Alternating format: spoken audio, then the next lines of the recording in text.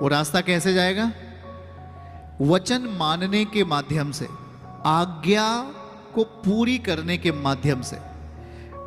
मुझे मालूम है कि जब आप पहली बार चर्च में बैठे हैं तो आपको बहुत सारी चीजें मालूम नहीं रहती कि मुझे कैसे आत्मिक जिंदगी जीना चाहिए, क्योंकि हमने तो अभी तक शारीरिक जीवन जिया है।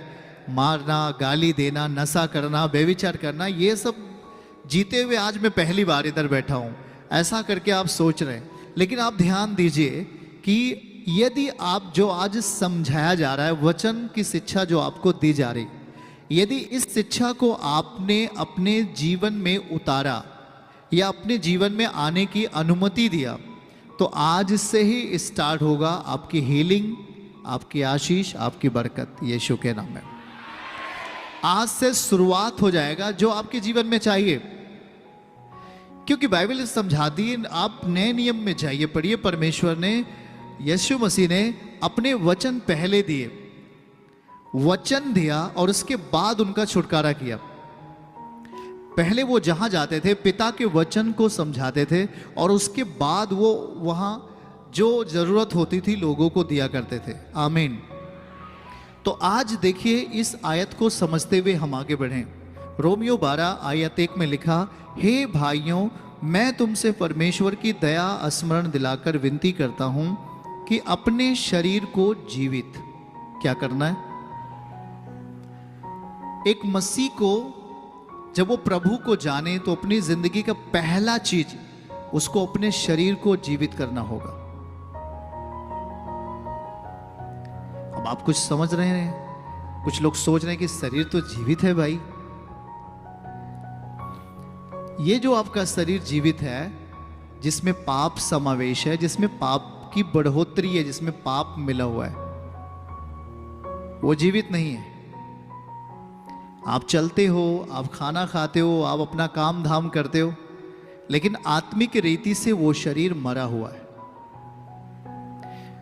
वो शारीरिक दशा में है, वो इस दुनिया की दशा में है, वो इस दुनिया की रूपरेखा में है, ना कि परमेश्वर के डिजाइन में।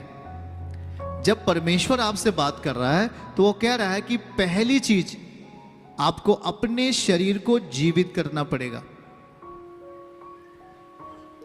एक विश्वासी की प्रथम प्राथमिकता है कि जैसी वो अगर मसीही बनता है, वो यीशु के पास आता है, तो उसकी जिंदगी की पहली प्राथमिकता है कि वो अपने शरीर को जीवित करे।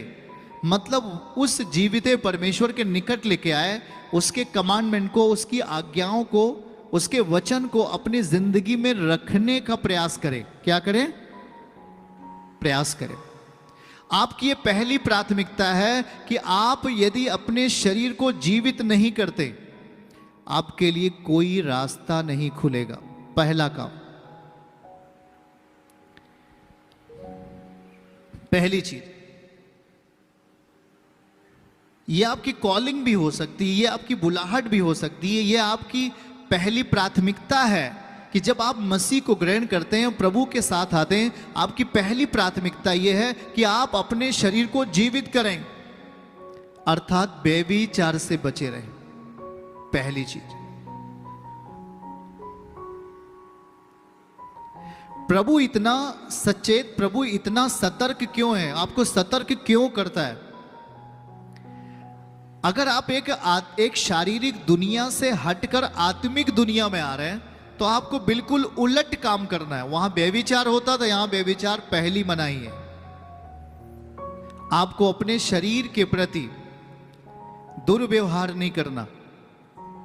आपका शरीर परमेश्वर का दिया हुआ मंदिर है, और अब तक परमेश्वर आपके अंदर नहीं रहता था, अब तक वो बाहर था।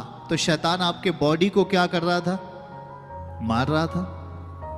जब चाहता तब रोगी कर देता था, जब चाहता था तब आपको बुरे रास्ते पे ले जाकर आपको बुराई में फंसा देता था। लेकिन अब ये आत्मिक दुनिया में क्या हो गया?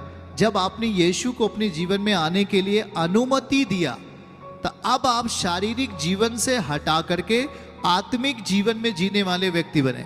और इस आत्मिक जीवन में जो आत्मिक तरीके से जिंदगी जिएगा, वो सीधा सीधा प्रभु कहता है कि मैं अब तेरा शरीर मेरा घर होगा। अब तेरी बॉडी, तेरा हड्डी और मांस का जो ये शरीर है, अब वो मेरा क्या होगा? अब जरा सोच के देखो कि क्या ये कितनी बड़ी बात प्रभु कह रहे हैं। और इसलिए प्रभु पौलुस सिखा रहा है कि आपकी जो पहली बुलाहट है, मान लो जो पहली प्राथमिकता है, वो ये है कि आपको अपने शरीर को क्या करना होगा? जीवित।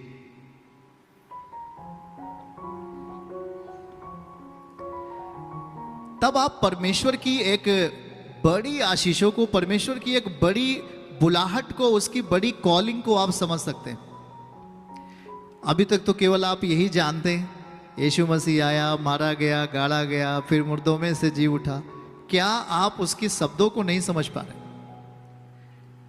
आप उसके अर्थ को और उसके गहराई को आप नहीं जान पा रहे। जैसे आप अपनी पड़ोसी की गहराई को बहुत अच्छे तरीके से जान जाते हैं, या कहीं बुराई होती है आप उसे बेहतरीन तरीके से समझ लेते हैं। पहले क्या हुआ, फिर क्या हुआ, फिर क्या हुआ, आप उन चीजों को 1 बाय 1 करके समझ पाते हैं। क्या आप सच्चाई को नहीं समझ पाते?